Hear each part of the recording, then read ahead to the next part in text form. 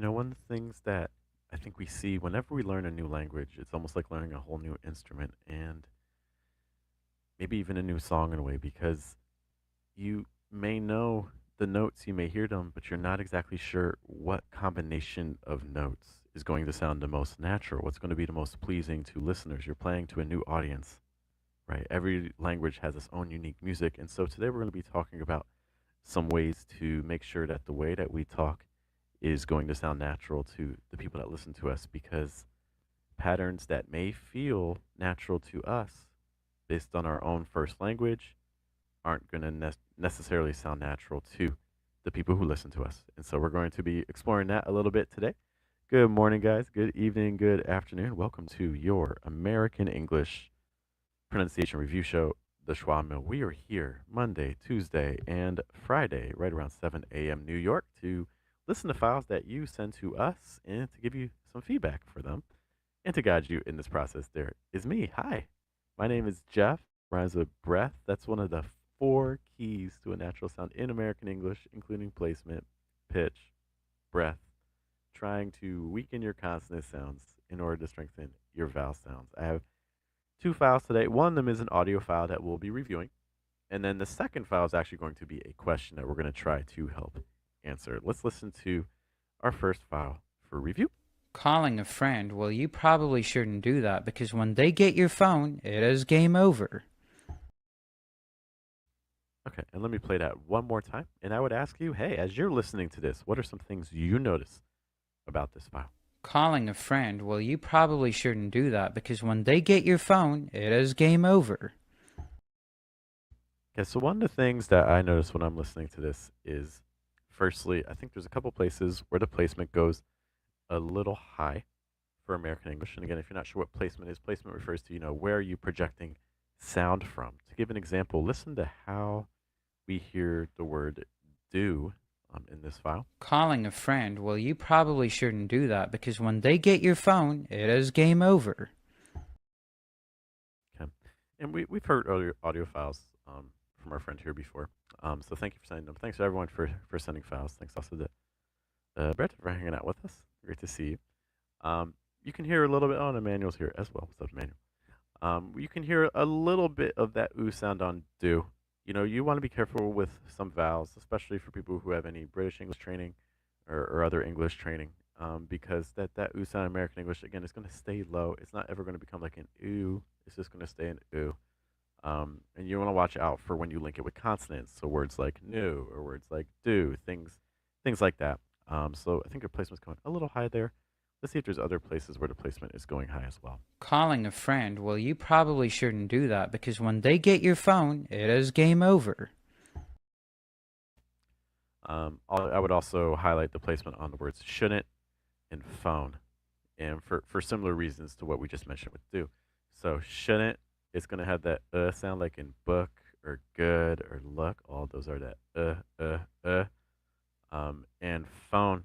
The thing you want to watch out for with the letter N, the consonant N, is that when you link it with vowels, you don't want to add any vowel before it, which we see a lot of students doing. So like phone becomes like phone or things like that. And if your placement's already high on the O sound, then it might go even higher when you add the N. It's like phone, and things like that. We're going to try to avoid that sort of sound. So those are some words that I'd like you to watch out for placement-wise. The other thing that's really standing out to me with this file, I'll play it one more time. Calling a friend, well, you probably shouldn't do that because when they get your phone, it is game. Okay, so one of the things that we talk a lot about is about pitch levels. If you're not sure what pitch levels are, you can think of like high pitch sounds, and you can think of like low pitch sounds in the full range. American English, we need all of those. At some point, we're going to need to tap into the highs, into the lows.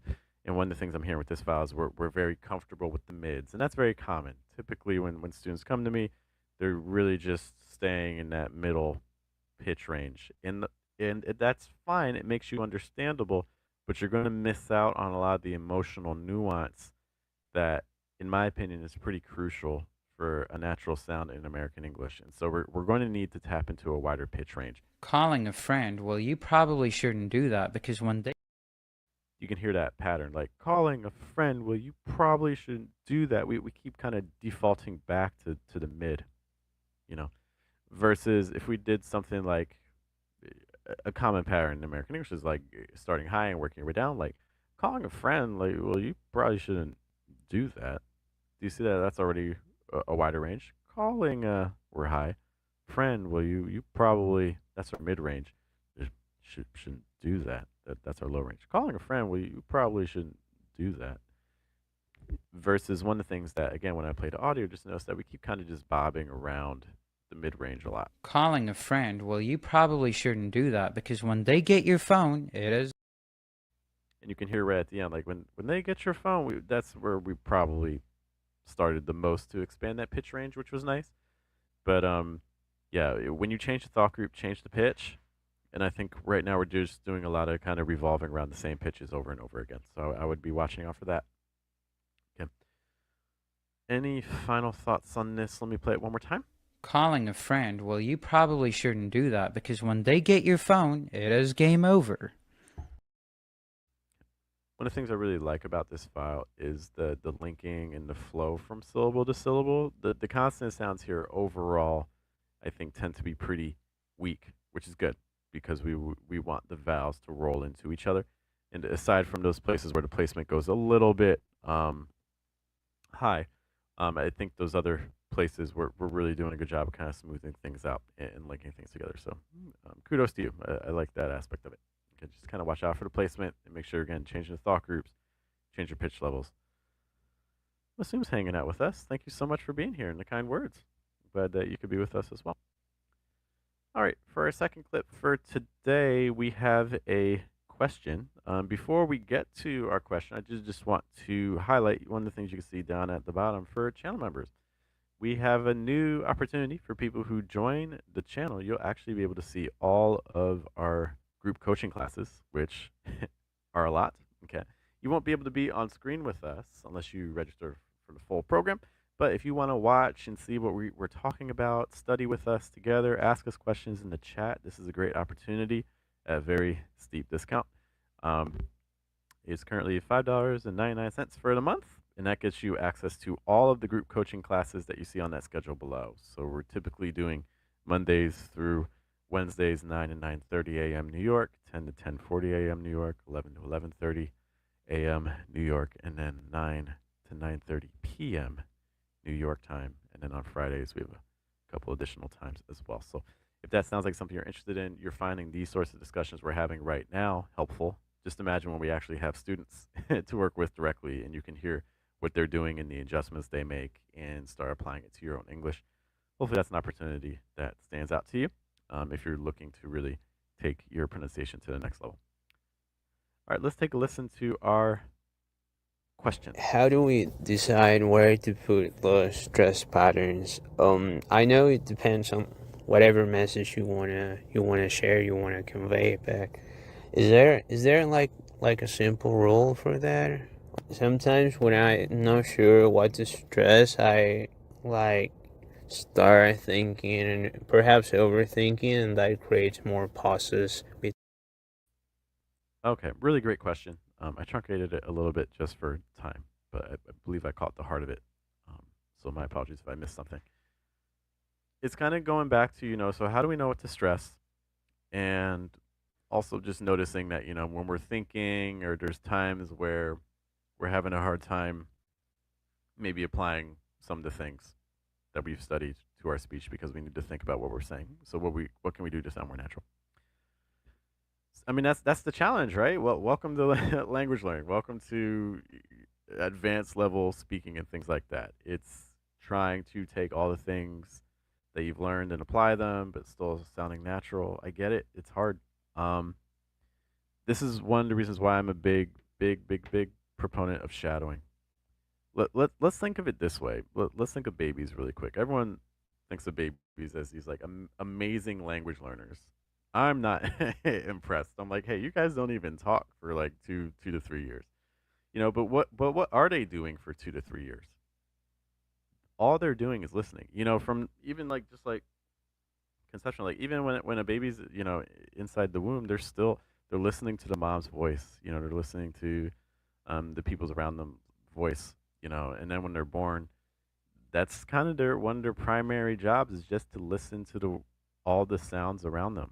Babies, before they really understand the primary language that's being spoken to them, they can understand and hear and detect every single sound from every single language that exists in human languages.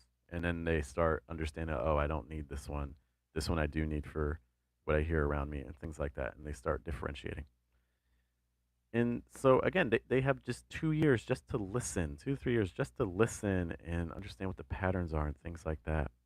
And one of the problems that we see as adult learners is that when you throw them in a classroom or when they start learning a language, you're expecting an adult to start speaking from day one. And one of the things that happens when you start speaking from day one is you're starting to run before you can walk, right? So you haven't taken the time to really understand the mechanics of what's happening. You're just expected to start applying it. And in that rush, you kind of start creating your own system for how you think the language works. But what if that system's wrong? You know? And so that's where I think we start to see a lot of first language interference. We start applying things that sound good to us from our first language. We start doing the same thing in our second because we've never really taken the time to digest the language that we're learning to see what actually works in it. We're just taking, it's like taking ingredients from like a pie and hoping that you can use those same exact ingredients to make pasta or something like that. You're like, well, I hope this works. They're kind of similar a little bit, right? It's like, well, yeah, I mean, they both got like some flour, but they are different things.